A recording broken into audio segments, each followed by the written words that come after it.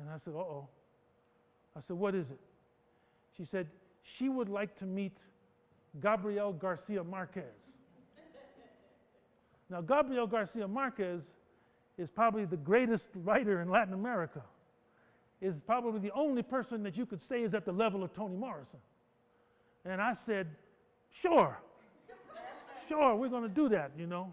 We're going to do that, because I wasn't going to let Toni Morrison out of my grasp. I wasn't going to say, no, I can't do it, I'll check on it. I mean, I knew Toni's very busy. I mean, she's invited everywhere. And I got this week with her, and we got it laid out, and I'm not going to say no. So what am I going to do? I put the phone down and said, oh man, what am I going to do? Because I don't know Gabriel Garcia Marquez. But I do know Carlos Fuentes. So I called up Carlos. I said, Carlos, ¿sabes qué? Toni Morrison sí quiere ir, sí va a venir, pero quiere conocer Garcia Marquez. And he said, man, that's easy. He said, Gabo is my best friend. We're going to have dinner in my house. So we went, Toni Morrison, her son and I, we went to Mexico City. And I remember a lot about this trip, because when you get to travel with Toni Morrison, that's a once-in-a-lifetime thing. And I remember when I got to her house to pick her up, because she's really special, Toni Morrison, and she said to me, she said, first thing she said was, when we get ready to go to the airport, she says, you're going home, aren't you? Going to Mexico. You're going home. You're taking me to your home. I said, yeah, I'm taking you home. So we went to Mexico City, and I gave her the grand tour, because I knew how to get people in and out of Mexico City in a week. And toward the end of the week, she gave a talk at the university. And the university was in its vacation time. So everybody was gone, and we got to the university, and they had these little signs all over the place in Spanish. Toni Morrison entre nosotros. Toni Morrison among us. Man, we got there, we had to fight our way into the building. They had the largest hall in the whole university. We could not get in, because the Mexicans, they love Toni Morrison. They see themselves in Toni Morrison's novels. They know what she's talking about in Beloved and Jazz and the Song of Solomon. She's writing their story too. Toni Morrison is the universal writer. And we got there, man, and you should have seen, we had to fight our way in. And people knew Toni Morrison. She read this stuff. They knew it all, man. That night we went to dinner at Carlos Fuentes' house. And I'll tell you this story. We got there. Now, anybody knows about Gabriel Garcia Marquez? I mean, you know, he's the one who helped invented this thing called magical realism, which is what you all do a lot of the time, I notice. And Gabriel Garcia Marquez, he came in a suit and a tie and all dressed up, man, to meet Toni Morrison. And he came there, and it was this fantastic moment where we got pictures of it. Gabriel Garcia Marquez, Toni Morrison, Carlos Fuentes, these three great novelists are talking to one another. And in the background, I know I'm the bridge. And you see, that's what the Veterans of Hope is about, the Ambassadors of Hope is about. You got to be the bridge. And we had this most fantastic night, and I had one more act. As the evening wore on, we had dinner, everything was fine. Garcia Marquez did not feel comfortable speaking English. Toni Morrison knew a little Spanish. It was okay, but the thing had not really happened. And we got toward the evening, and I thought, well, it's been nice, but it hasn't really happened. And I decided to get my courage up, so I went over to Garcia Marquez. And I said in Spanish, I said, she only made one request, and that was to meet you. And he sat back and he started to recite the history, the dates of publication, the content of all of her novels. He knew them all. Bluest Eye, 1970. This novel, 1973. I said, hold it. So I went over and I said, he wants to talk to you. And we stood in the middle of the floor for 2 hours with Toni Morrison, Garcia Marquez, me and this other translator, and they talked for 2 hours in the middle of the floor about her novels from the perspective of Gabriel Garcia Marquez, see? And all of a sudden, man, the whole thing happened. They became very good friends. The next year, he came to Princeton, and he had not left Latin America because they wouldn't let him into the United States. He came to Princeton, and the three of us taught a course together, see? And all of that goes back to those Mexicans who came out of the Copper Canyon with these two strategies. the strategy of the sacred, and the strategy that education is not only the love of knowledge, but it has to be a useful working instrument to bring about a transformation of your society so that voices that are not heard but are speaking can be heard and can shape the democratic process. So what I wanted to do today was just to give you this little story that ends with one more fantastic moment, and it's published in this book here. This is my most proud project of all. When I was teaching at Princeton, I don't know why, but these senior citizens started coming to my class. And they would sit up in the end up there, and it was okay, I'd wave at them and so forth. I had a class of 200 students, and there'd be these 20 senior citizens, and it was cool. And in fact, I liked having them in there because I realized I was talking to full adults, and it kind of made me relax. And I didn't get to know them very well, but 2 years went by, and one day I gave a lecture on something I don't know anything about, the Holocaust. And as I was going into the class that day, I felt disgusted with myself that I had even assigned the Holocaust. Because who am I to talk about the Holocaust? I mean, what do I know about the Holocaust? I mean, how do you talk about the Holocaust anyway? And I decided that's what I would do. I would go into the class and say, you know, I feel like we should just be quiet and not talk about the Holocaust because anything I say is stupid. Auschwitz, what is Auschwitz? How can you take Auschwitz and turn that into meaningful language? And I said that it reminded me of going to the Grand Canyon. You ever been to the Grand Canyon? Anybody ever been to the Grand Canyon? You go to the Grand Canyon and you start a river trip down the Grand Canyon, you start going and you say, oh, wonderful, oh, incredible, oh, it's beautiful, it's extraordinary. And 10 minutes later, everybody is completely quiet because you realize every word you say is stupid in the face of the beauty and the depth of the Grand Canyon. And everybody's quiet for 2 days because you can't say shit about the Grand Canyon once you're in it, see? And I said, the Holocaust is the same thing, only the opposite. It's the Grand Canyon of terror. And basically, you should say nothing. However, I said, I can't say nothing. And I went on with the lecture. After the lecture, this woman comes about this big, comes walking up and she says, I have never heard a non-Jew talk about the Holocaust the way you did. I'm a survivor of the Ravensbrück death camp, and I have never spoken in public about it for 50 years. I haven't even talked to my children about it. But when you said this thing about silence today, it just struck me. And she handed me this poem, and the poem said something like, it's in this book, God, this pain is too great for me. You wear it and be branded. And I thought this was too powerful, so I called her up and I said, would you come back and speak in the class on Tuesday? She thought about it, she said, I will. She came back to the class.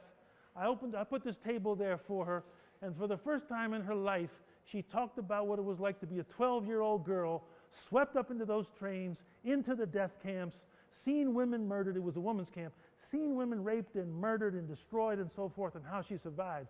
We held hands, she cried, I cried. It was an incredible experience. I've heard a lot of great lecturers. I've never seen an audience this attentive in my life. She and I then became friends. I invited her back the next year, and she had these little poems. And this now she had 10 pages. I invited her back the next year, and she had 30 pages, and I said, this could become a book. She was always rough with me. She would say, why do you care? Why do you care about the Holocaust? And I would give some platitude, some stupid thing, and so forth. And then she would say, okay. And then I'd see her next time, you going to come talk? No, I don't want to come. Why do you care? What's the good of me talking to your class? And I'd say some platitude, and she'd come along, and so forth. And now she's written her book. It's called Say the Name. And what's really powerful about it is she dedicated it to me. You give ear to my silence. You give ear to my silence. I wrote the introduction to this book. I am proud of this because of what she taught me. Of a woman in her 70s. She'd never written an article in her life. And she wrote this fantastic book. It's as good as Elie Wiesel's book, Say the Name. And that's what Vincent was saying this morning about you having your voice. I mean, look at me. A little confused Mexican American, could not get into college, But I had this power behind me of these ancestors, and it led me all the way to these alliances with people who saw things in me I could never have seen in myself, and I became a bridge. And that's what I am at Harvard. I'm just a bridge, and I'm probably leaving soon too. So thank you very much for your attention.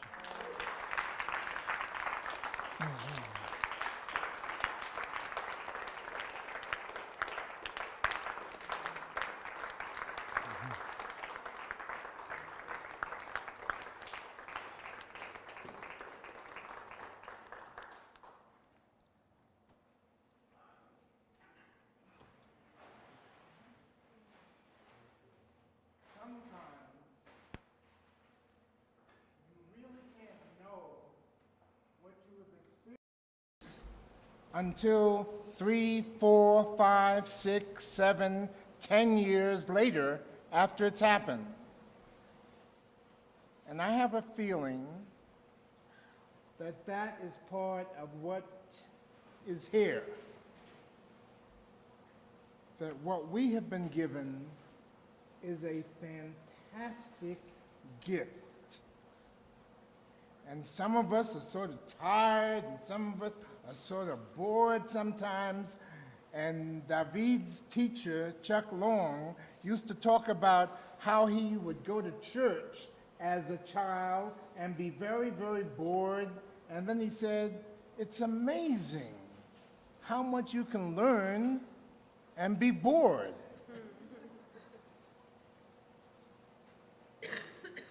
David has really been right in the middle of us. He's talking about us.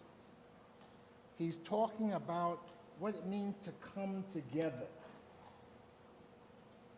what it means to hear each other, what it means to help each other speak our piece. And he is encouraging us in ways that nobody else can quite do in the same way. One of my friends used to say, David is the most African-American Chicano he has ever met. We have supper coming. But before supper comes to us, or we go to supper, I would like you to take just a starting few minutes to say something to David, to ask something of David, to wonder out loud, to shout, to cry, any response. Because when you get a gift like that, you've got to respond. You can't just sit and say, oh. What is your response? What are your questions? What is your statement? Anyone can begin. When you went to Puerto Rico, did you, if it was your choice, would you stay in Puerto Rico? At the time, I really wanted to stay in Puerto Rico. In fact, when I was in school, I was depressed for 6 months. I mean, I fell in love in Puerto Rico and with Puerto Rico and this discovery of my own identity. And so I went back every summer of my college career. And then, since then, I've been working more and more in Latin America. So in a sense, like Toni Morrison said, it really became, in a deep way, home for me. You want to go to Puerto Rico? Yeah. All right.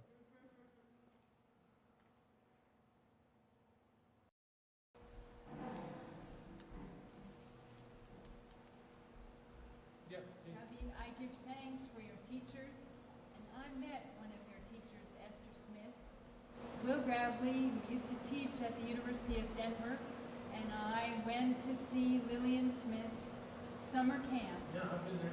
And Esther Smith took us around, and I have a book that she autographed for me of her sister's memory of a large Christmas, which was dedicated to her little sister, Esther Smith.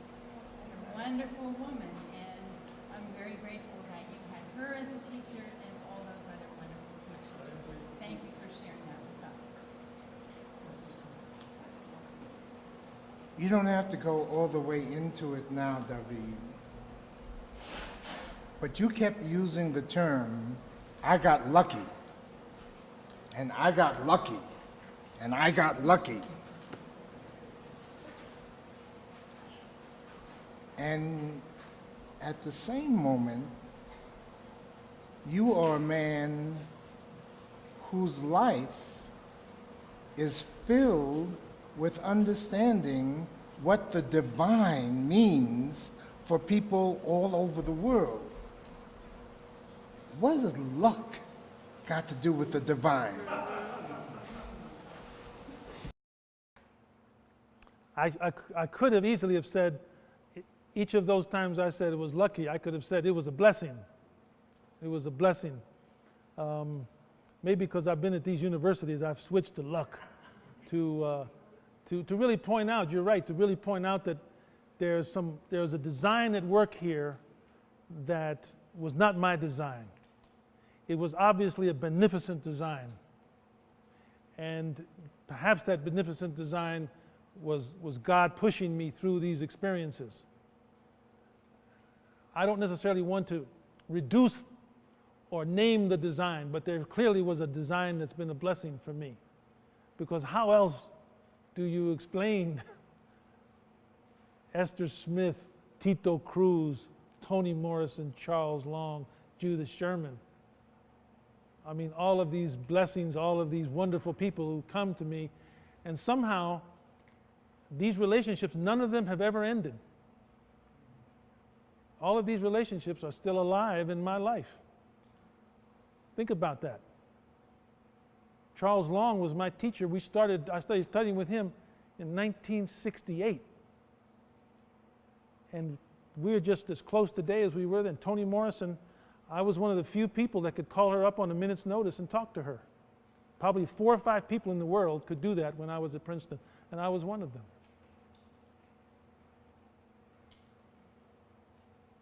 Maybe there's such a thing as divine luck. Divine luck.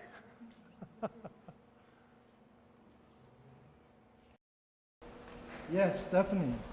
You said that you study stories pretty much, and I just want to say thank you for sharing your story with us. It's an amazing journey that I feel, which is really great to hear. So thank you. Yes, yes. Let me close with one. Oh, you got to go ahead. Yeah.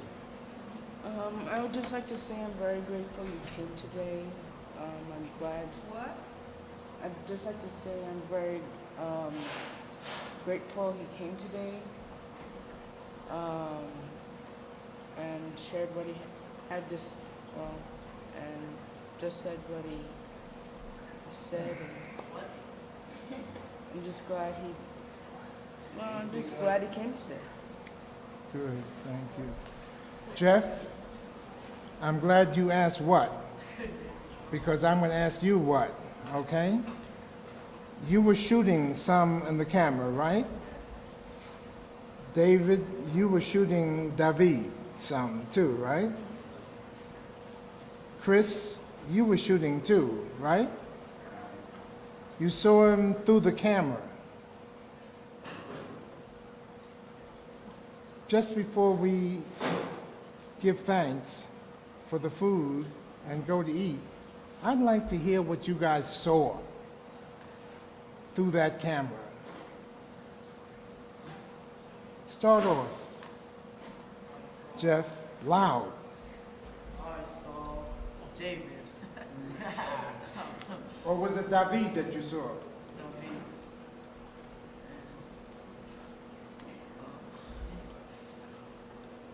What did you see when you saw David?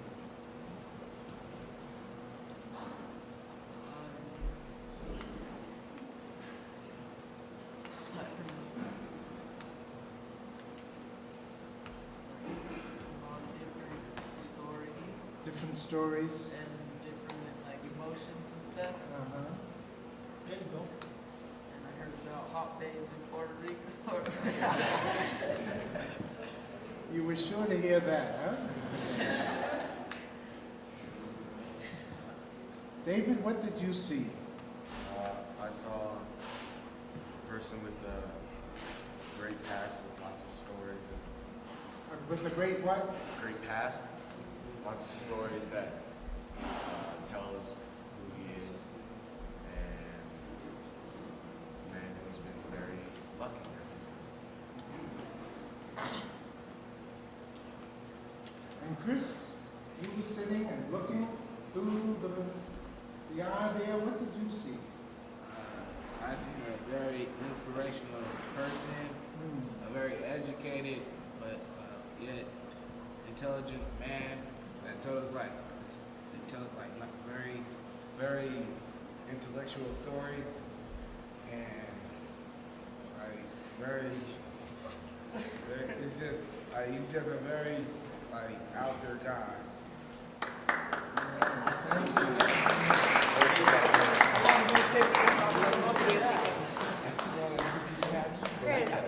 Chris, what did you see through the camera? Me? Oh, I don't know. Same, like I was thinking what Chris was saying. Like he's very Please look inspiring. up and speak up. He's very inspiring and intelligent, and like I enjoyed his stories and what he had to say.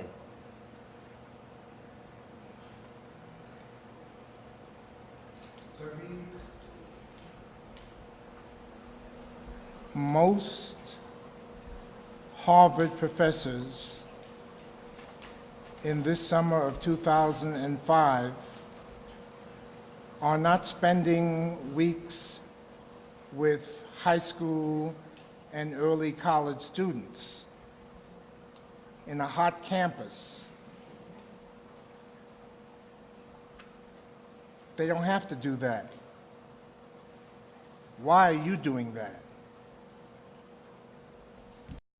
Well, let me answer that and quickly in sort of several things. One, Dean was talking about meeting Esther Smith. Esther Smith was this college teacher, and she told me a story once that responds to that question. Esther Smith was the sister of Lillian Smith. Lillian Smith wrote the novel. It became a play, and it was on Broadway, Strange Fruit. So the play's on Broadway. Esther Smith is acting on Broadway, and she has a chance to become a Broadway actress, a very famous actress. At the same time that she's acting on Broadway, she's teaching at this college where I'm a student. And she's having to weigh in her mind whether she wants to go for the bright lights of Broadway or she wants to teach students. And she's weighing it back and forth in her mind, and she goes to her sister, Lillian Smith, and she says, Lillian, because these two sisters were close, Lillian, I don't know what to do. What should I do? And Lillian Smith said to her, I think you should go back to that college and look those beautiful young people in the face and spend your life teaching and learning with them. And that's what she did. She left a career on Broadway and fame to teach at this little podunk school where I luckily showed up. See? And in a sense, she spoke to her sister who speaks to me, who speaks to you. That's ancestor work.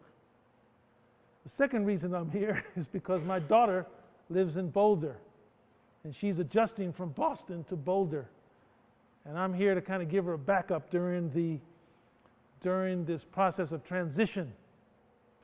And I wrote to Vincent and said, Vincent, you got anything for me? And he said, yeah, man, I got this great group of students coming in. Would you like to come out? And I said, yeah, I'd like to come out. And the third reason I'm here, quite frankly, is because one of my other teachers over the years, who was a blessing, has been Vincent Harding.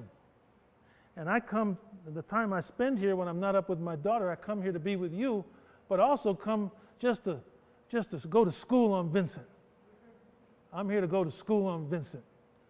I watch his rhythms, how he thinks, because he's way out there ahead of me. He's way out there ahead of me. He really is, because sometimes when you all do something, I'm thinking, oh man.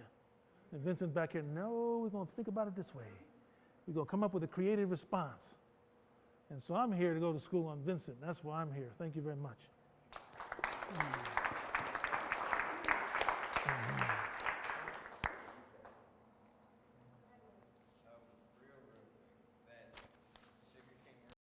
Who wouldn't accept your money? Was it Tito? Tito Cruz. You said he wasn't owned by Century. What does that mean? In this town, this was town.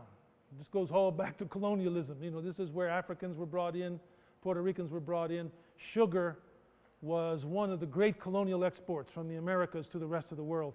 Puerto Rico is one of those places. This whole town was built around the sugarcane company, so much so that everybody lived in a house that was painted a certain color. So the field workers lived in houses that were painted yellow. People who had a little bit higher up, their houses were painted orange. Someone else, you painted the houses, it was white. See, there was that kind of a town. So everybody was owned by the Sugar Central.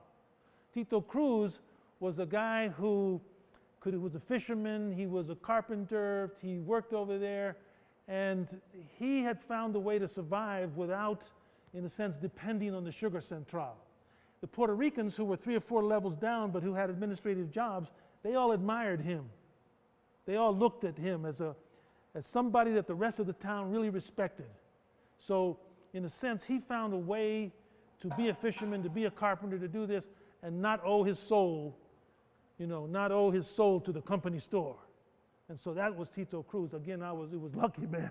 It was lucky I insulted him. And he didn't beat my. Gloria and Michelle, are you all ready for us?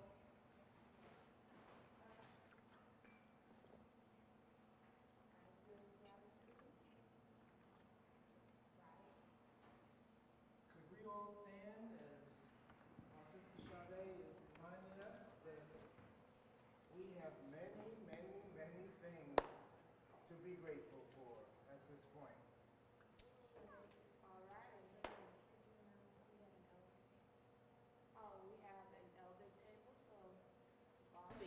So starting with Dr. Harding and going around this way. Go ahead. Thank you, Sade. Thank you, Spirit.